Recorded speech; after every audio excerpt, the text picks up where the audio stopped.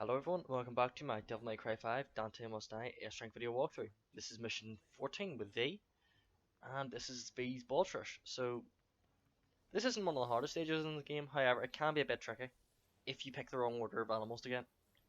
Now, the easiest order I've found, unfortunately, is Griffin, sorry, no, it's Shadow for Goliath, Griffin for Artemis, and then for the final one, Cavalier, Angelo. You obviously get all three back. The first one can be hit and miss. Goliath can be very hit or miss, depending on what type of pattern you get. In this video, I don't believe I get a very good pattern with Goliath, but we'll have to see, unfortunately, because this is a mission I don't replay all that often, because I don't like it. I think it would have been a much more interesting mission if he had all his companions back. I was allowed to fight the bosses, one at a time, but unfortunately we're stuck with this type of thing. And a wee small difference from what they've done in this room, they've actually taken out the health orb. In normal and hard, well, normal, some Sparta, and I believe Hell and Hell and Heaven and Hell, because they use some Sparta difficulty modifier. Modifier, I should say. Multifier. It's because they take out the health orb on this difficulty and Dante Must Die. Anyway, to start us off, pick Goliath, obviously. Use Shadow, and I really can't give you much advice to this section at all. Apart from the dodge. See the dodge? V's dodge is so utterly ridiculous. See what I'm doing right there? I don't believe he has any downtime where he doesn't have iframes in that animation. And the funny thing is, this can actually build your style as well, if you time it properly. But you really don't need to time anything that well in this fight, because V's dodge is so good anyway. Now, you do get Devil Trigger, and you can use that in the Empower Shadow. However, this does fuck you up a wee bit, because I'm trying to do the pincer move right now, and I did it there, but he will sometimes just refuse flat to do it because he's busy doing another attack. Or he's in the middle of something, or he's dodging, or whatever he wants to do, and he misses there. So, once again, you're completely reliant on your familiars. But this is some good news here. This is the final mission with V. You never have to play this character again, thankfully. Because, let me tell you, I think he plays him more than enough in this game. If if he was better designed, I would love to play some more. But unfortunately, the way V just is, I think the less I have to play as this character, the better. Once again, the lower difficulties, he's a fun experiment, and he works okay. On the higher difficulties, he's just not reliable enough to consistently use the high level, because he relies so strongly on the three animals he has, and the three animals he has are just all equally retarded or disabled or whatever you want to call it. They're fucking. I don't know who thought that was a good idea to use those type of AI. Now this fight's going great as well, which I'm pretty surprised about because I thought I was about to get thrown across the floor, but this might be a no damage fight. But this move right here is dangerous, because now he's gonna spam it constantly, because I'm not close enough to him. There he goes, third time. I've had him spam that 4 or 5 times in a row, and it's only because I'm not close enough to him, and he might do it again here.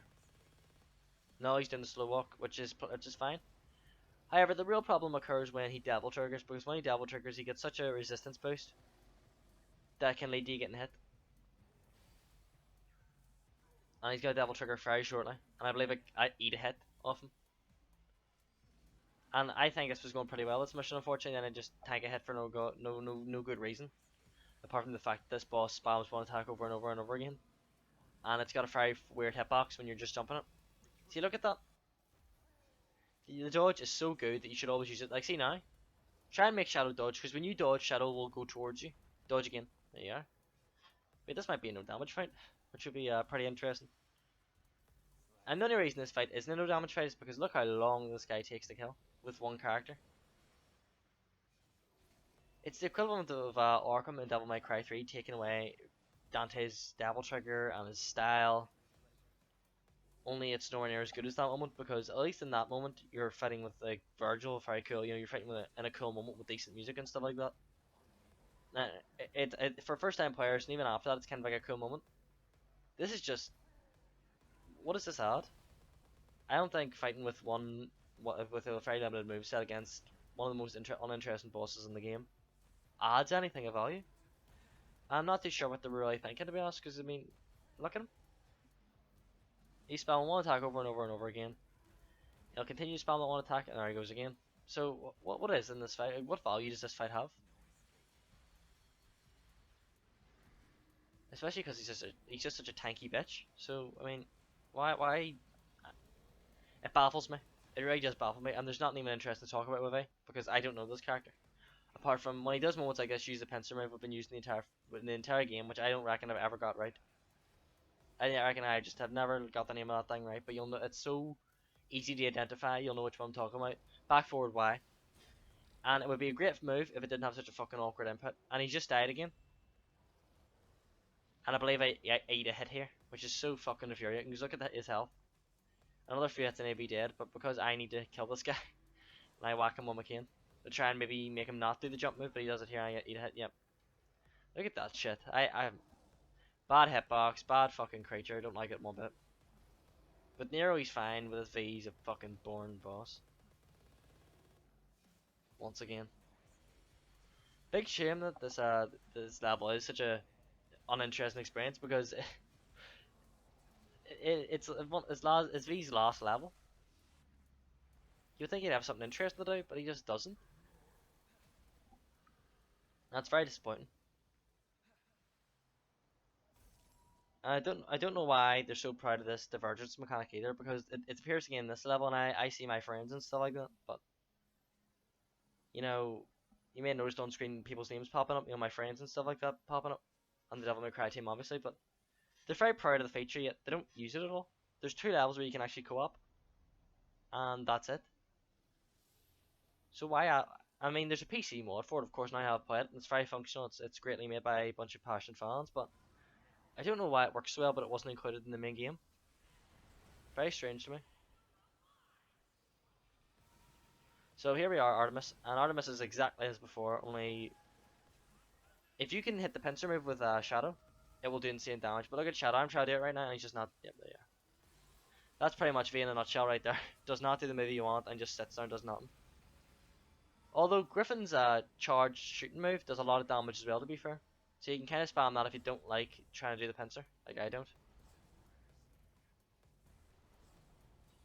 But this was actually a 3rd attempt because actually no, it was a 2nd attempt because the first time Cavalier Angelo killed me.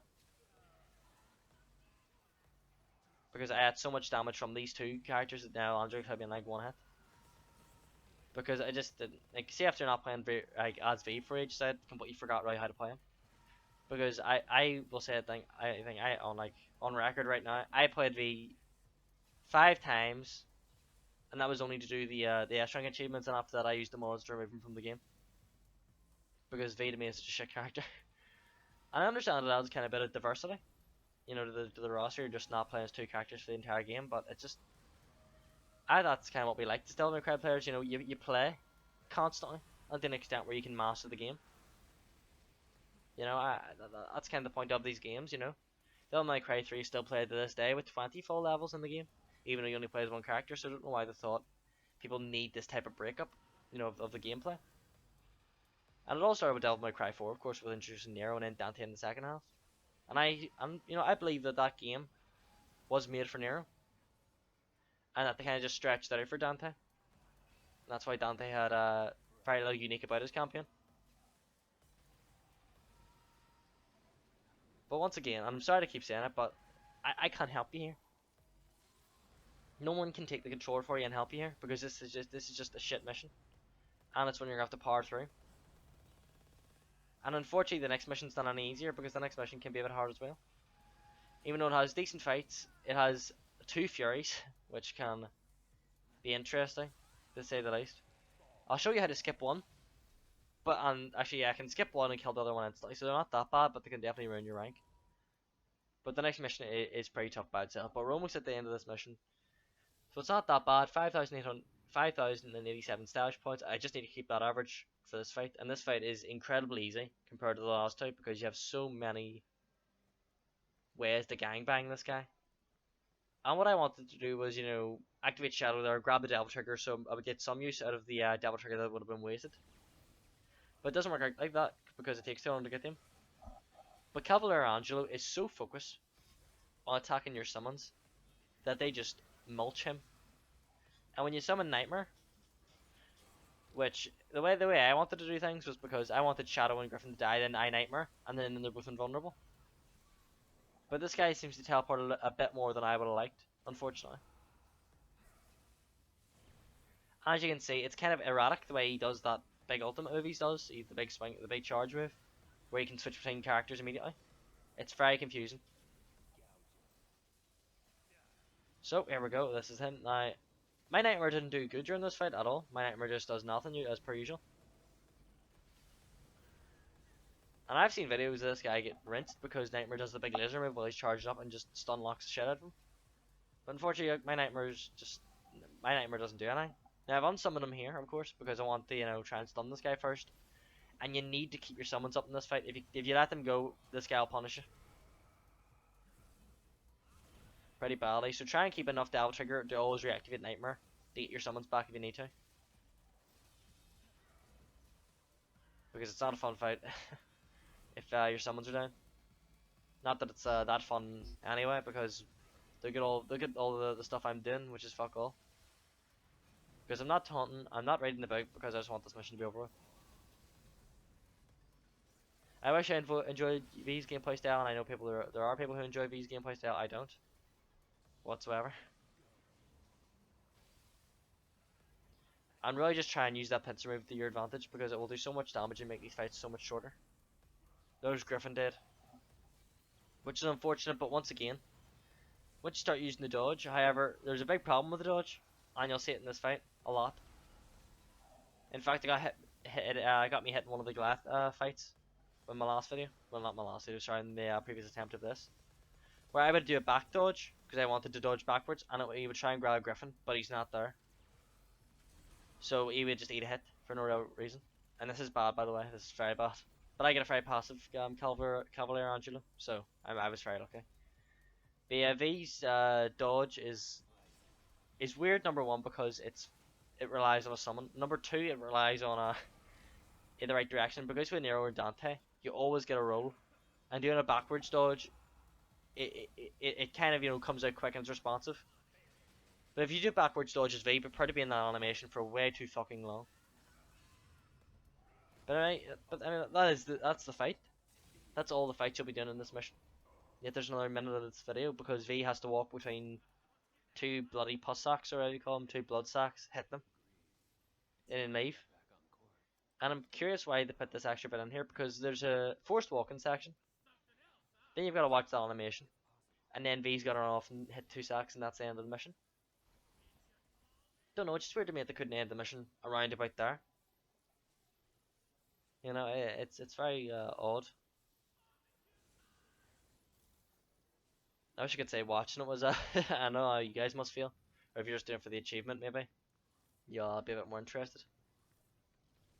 But I don't find watching V very entertaining at all, unfortunately. Because really, does anyone like hitting these sacks? Could we not just have a bridge and walk towards it? Like, why did this have to be in the game? Because there's no fights after this. This is it. This is it. So I'm just a slight bit curious, like, about why we need to do this at all.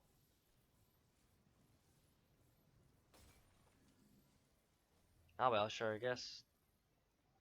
I don't know what this adds. I'm sorry, I don't know what this adds at all. I can't really comment. Because again, there's nothing happening.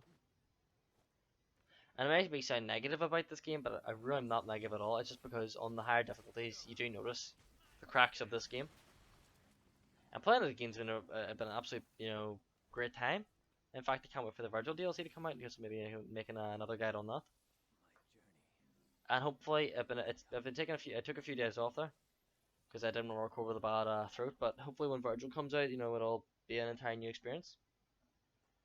But that's the video. We ended with 5,508 stylish points, I believe, so that's actually more than enough to get the S rank.